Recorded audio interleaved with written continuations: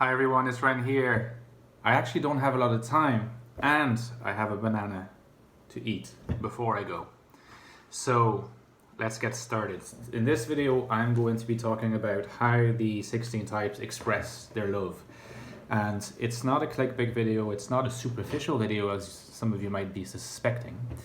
I'm actually going to use my type functionalism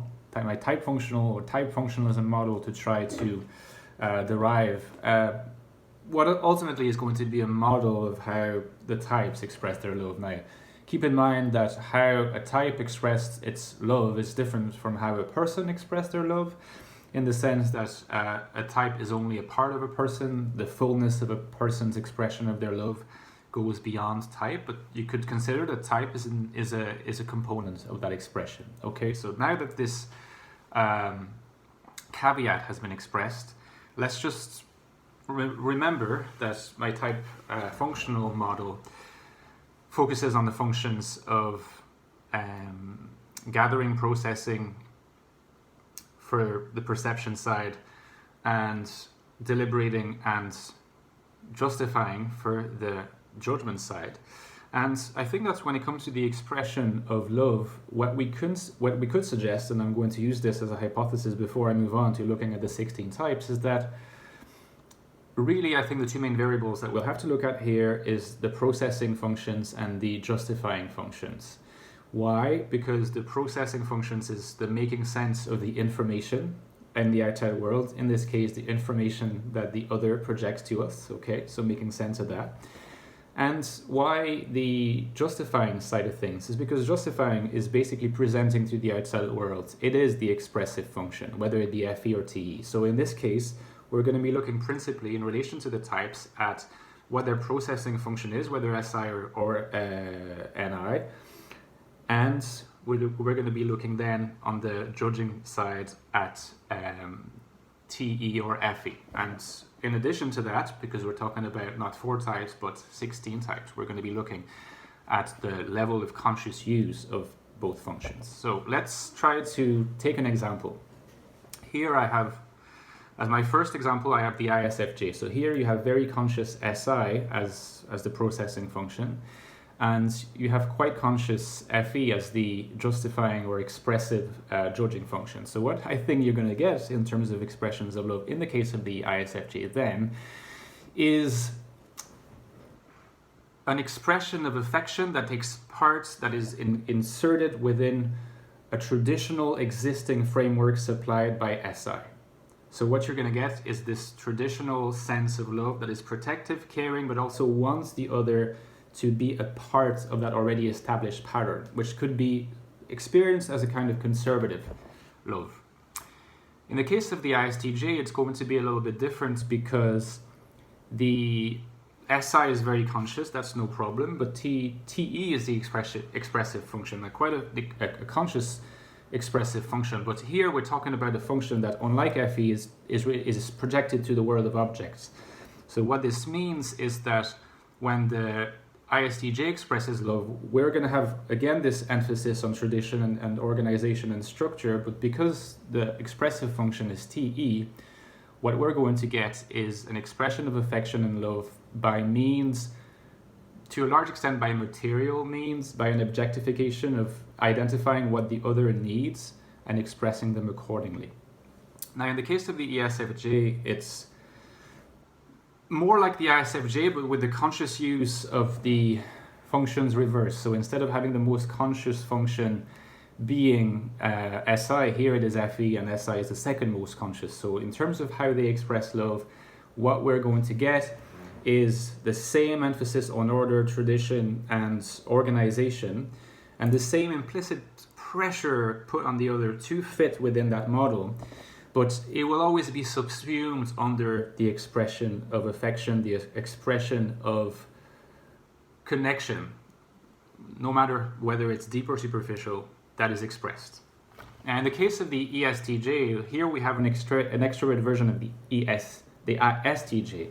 So again, the functions here are reversed. So most conscious function TE, second most conscious SI. So with highly expressive extroverted thinking, the ESTJ is going to really focus on expressing their love, on being useful to the other, being at the service, at the disposal, being available to the other, to perform useful things, to show that they are materially present for them against the background of tradition, organization, and structure, tradition, you know, like I said. Now we move to some N types. Now the INFJ is the next one, so this is a type that interests us. Now the most conscious function here in terms of processing is introverted intuition. So that's the difference with the ISFJ. Well, the second most expressive, most conscious function is the extroverted feeling. So here we're going to get the same level of affection expressed via FE, but because introverted intuition is very different from introverted sensing, because it is not fundamentally organized into around stasis, structure, organization, tradition. It's much more fluid, it's much more mystical, it's much more future oriented. The expression of the INFJ love, even though it's going to be couched in feeling, an extroverted feeling, there's going to be some part of it that is a little bit difficult to pin down. It's going to be a little bit, if not mystical, there's going to be some kind of cosmic romanticism to it, is the best way I would put it. Now, in the case of the INTJ, it's different from the INFJ. There's going to be that kind of mystic cosmicness to the love of the INTJs for certain, but instead of being expressed via a direct expression of affective feeling, it's going to be often objectified into not so much like the ISTJ, because the NI makes everything abstract, but the INTJ will still often reveal their affection, reveal how strongly they feel about the other person by referring those feelings to objective categories. Now, I'm not talking about glasses. The objective categories could be the objective category of love, but it's going to be love objectified, okay? Now, the ENFJ is more like an intuitive version of the ESFJ, so highly effective, highly affectionate, highly expressive, but within a more future-oriented framework supplied by NI, which means that instead of being expressed as part of a tradition, it's more going to be expressed as part of a long-term project. Here, the pressure could be on, if you're the child of an ENFJ, pressure could be on, like, what are you going to accomplish in the future, and are you going to be as good a person as I am?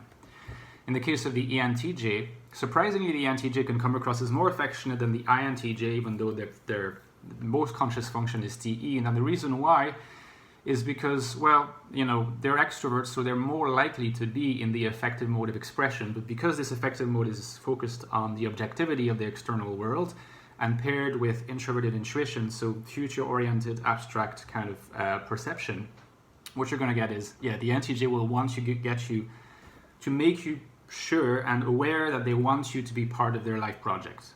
So there's going to be an objectivity there. It's not going to be directly person to person, but the way of valuing the one they love is really integrating them, making them feel like they belong to their life project. Objectified in many ways. In the case of the ISFP, well, here is very interesting because the ISFP is an NI user, but they're an NI user that's only tertiary, so only conscious part of the time. And the TE of the ISFP is actually quite unconscious. And so on the face of it, you'd wonder, well, how the ISFP then is going to express their affection. Surely the ISFP expresses affection. But the fact of the matter is, because the TE is the expressive function is so unconscious, it's actually not easy at all for an ISFP to express affection. And those of you who know the ISFP, just in the same way that that you might know people who are INFPs, it's not easy for them to express affection no matter how deeply they feel. So a lot of the time what they will do is remain at the level of introverted feeling, so actually not quite get to the level of extroverted thinking, partly because even though they could do it, there's something that they feel is a little bit offensive to them about rationalizing, expressing their affection through rationalization. If they had access to FE, maybe it would be different, but they do not. So they often remain at the level of introverted feeling and give the other person an indirect access to those insight of introverted feeling. But there's always going to be a slight distanciation between the insight and the person because it's not technically an expressive function. And by the way, since I talked about the ISFP there, let me say it's very similar in the case of the INFP. except that the insights are not fluid because we're talking about the processing of introverted sensing. So a lot of the time, what the INFP will express to the other will be very filtered through FI for sure, and there will be this difficulty getting to the TE side. But often what is expressed will be focused on their concrete experience of how the other makes them feel, and that comes from introverted sensing in a tertiary position.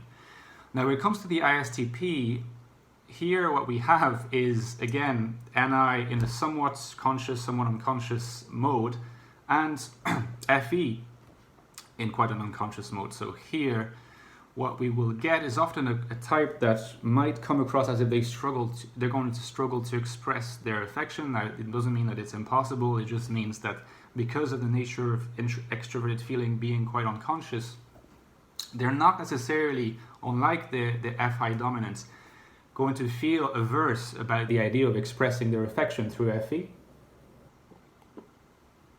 So that step can definitely be made, and it might be made more often in the case of the IFP types. But the FE being in an inferior position may come across as a little bit childlike. If you watch the Love Island show, you can see a lot of ISTPs, and you'll notice that their expression of affection sometimes is the most childlike of all the types, and that's not necessarily something you would expect from that type, and yet it happens. Oh, my throat is still pretty dry. Now the ESFP, in the case of the ESFP, what you have is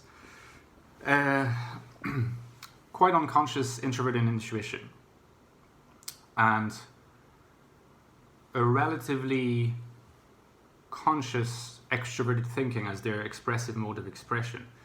So interestingly, a lot of the time the ESFP is also going to stop at the level of feeling when they introverted feeling when they express their affection. But if you know ESFPs well, you will know that extroverted thinking plays a great role in expressing their love, and there is also that idea of being materially secure,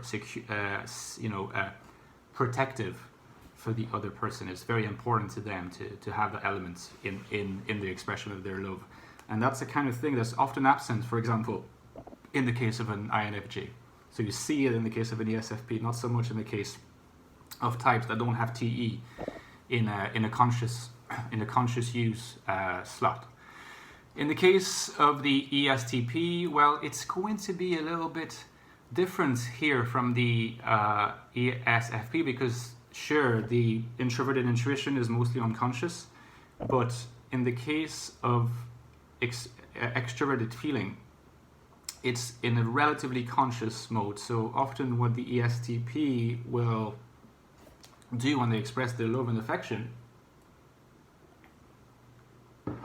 is they will be quite they'll be quite glad. They won't be sparing in their expression of affection with their special ones. But because FE is only relatively conscious, there will be usually that slight level of not childlikeness, like in the case of the INTP and the ISTP. It will be a little bit more developed, but it could also turn out to be a little bit not always predictable, not always coming across exactly in the same way every time. Now, in the case of the INFP, I already kind of covered that with the ISFP, so I don't need to talk about that. In the case of the ENFP, well, what's interesting is there's almost as much in common in the ENFP expressing their affection and love with the INFP as there is with the ESFP, and that's something that people don't always mention. People tend to assume that that the INFP is the most similar to the NFP when it comes to expressing love, but no, because the NFP also has TE as their expressive function, but in a more conscious slot than it is for the INFP. So here there's a similarity with the ESFP. If you know ENFPs well, especially more mature ENFPs, again, the objectification of affection and partly expressing itself as ensuring that there is a sense of material security provided will be present. Now, in the case of the INTP, it's a little bit similar to the ISTP, except that because SI is the is the function of introverted perception. Unlike the ISTP, the affection that is a little bit childlike and expressed through FE will be informed by how the other person makes them feel, in this kind of static fashion of the SI function directed toward inner experience.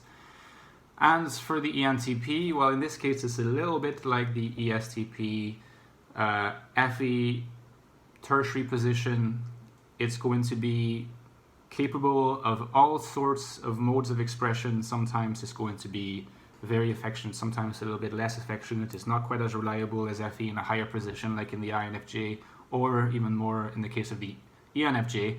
SI quite unconscious, so the ENTP will not necessarily be able to fully consciously make sense of how the other person makes them feel until they have expressed it and navigated it through FE and with a background support provided by any as they go through their journey of expressing their affection. Now, I've been using the model. It's been a pretty frantic video. I've been, trying to do justice to all the types. I'll stop here and you let me know what you think when you get to see the video. Ciao, see you soon.